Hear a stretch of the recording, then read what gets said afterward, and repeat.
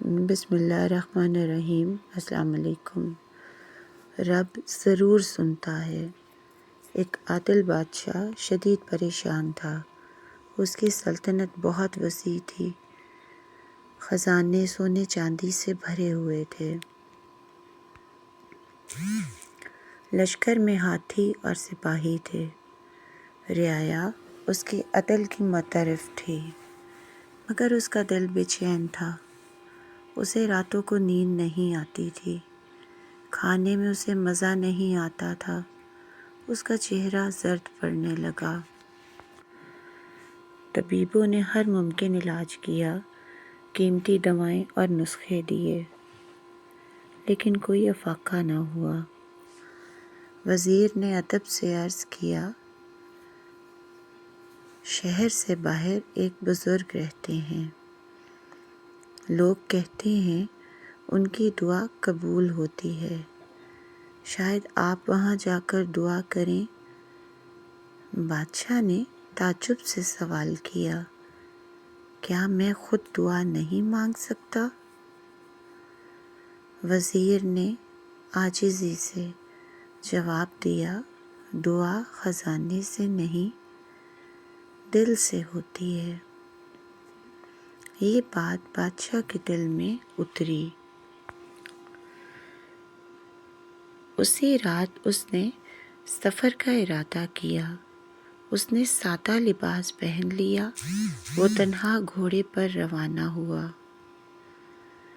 راستہ دشوار اور سنسان تھا۔ کانٹے دار جھاڑیاں راستے میں تھیں۔ ہوا کی آواز سنائی دیتی تھی۔ صبح کی روشنی پھیلنے لگی۔ وہ پہاڑی کی چوٹی پر پہنچا۔ وہاں ایک جھونپڑی موجود تھی۔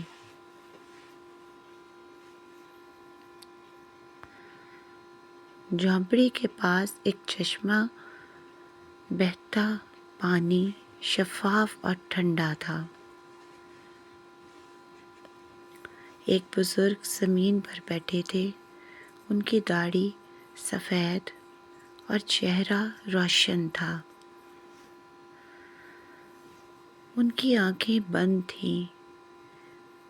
ان کے دونوں ہاتھ بلند اٹھے تھے۔ وہ ہاتھ کافی دیر سے اٹھے۔ انہوں نے ہاتھ نیچے نہیں کیے۔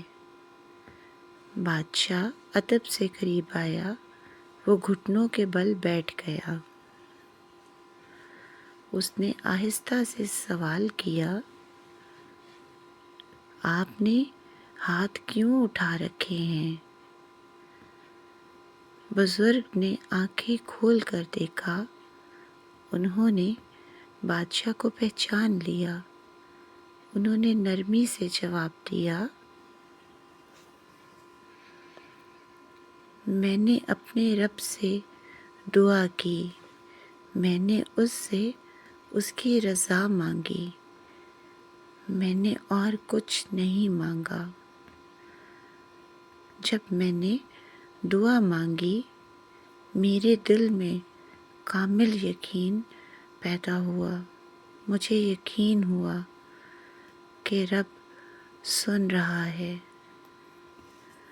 وہ مجھے خالی ہاتھ نہیں لوٹائے گا۔ جب تک مجھے جواب نہ ملے، میں اپنے ہاتھ واپس نہیں لاؤں گا۔ بادشاہ یہ سن کر حیران ہوا۔ اس کی آنکھوں میں آنسو بہنے لگے۔ اس نے اپنے دل کو ٹٹولا۔ اسے اپنے اندر شک محسوس ہوا۔ اسے یقین کی کمی کا احساس ہوا۔ وہ بہت نادم اور خاموش ہوا۔ اسی وقت ایک بچی دوڑتی آئی۔ وہ بہت زیادہ رو رہی تھی۔ اس نے بزرگ کے قدموں میں گر کر کہا، میری اکلوتی بکری کنویں میں گر گئی۔ میں اسے باہر نہیں نکال سکتی۔ وہ ہمارے گھر کا سہارا تھی۔ میرے والد اس دنیا میں نہیں، میری ماں شدید بیمار ہے۔ ہمارا گزارا اسی بکری سے تھا۔ اگر وہ مر گئی تو ہم بھوکے مر جائیں گے۔ آپ اللہ والے ہیں، میری مدد کریں، میرے پاس آپ کے سوا کوئی نہیں۔ بزرگ نے شفقت سے اس کا سر تھاما۔ انہوں نے اپنے اٹھے ہوئے ہاتھ نیچے کیے۔ انہوں نے آہستہ سے دعا مکمل کی، پھر بچی سے نرمی سے فرمایا، تم اپنے گھر واپس چلی جاؤ، تمہاری بکری کنویں کے پاس کھڑی ہے۔ بچی کے چہرے پر امید آئی، وہ خوشی سے دوڑتی ہوئی چلی گئی۔ بادشاہ یہ منظر دیکھتا رہا۔ اس نے تعجب سے سوال کیا، کیا یہی آپ کی دعا کا جواب ہے؟ کیا ایک بکری ہی قبولیت ہے؟ بزرگ نے تحمل سے جواب دیا، اس بچی کی پوری دنیا وہ بکری ہے، اس کی خوشی اور مستقبل اسی سے وابستہ ہیں۔ میرے رب نے اس کی پکار سن لی، اس نے مجھے اس کی مدد کا ذریعہ بنایا۔ مجھے اسی میں اپنی رضا ملی۔ جب میں نے اس کی مدد کی، میرے دل میں گہرا سکون اتر آیا۔ یہی میری دعا کی قبولیت ہے۔ رب اپنی رضا اسی طرح عطا کرتا ہے۔ ہر انسان کے لیے جواب مختلف ہوتا ہے۔ تمہارے لیے بھی ایک راستہ مقرر ہے۔ بادشاہ دیر تک خاموش بیٹھا رہا، پھر اس نے بزرگ سے اجازت لی۔ وہ واپس اپنے محل کی طرف روانہ ہوا۔ اس کا دل پہلے جیسا نہ رہا۔ اس نے کئی اہم فیصلے کیے۔ اس نے رعایا کی خبر گیری شروع کی۔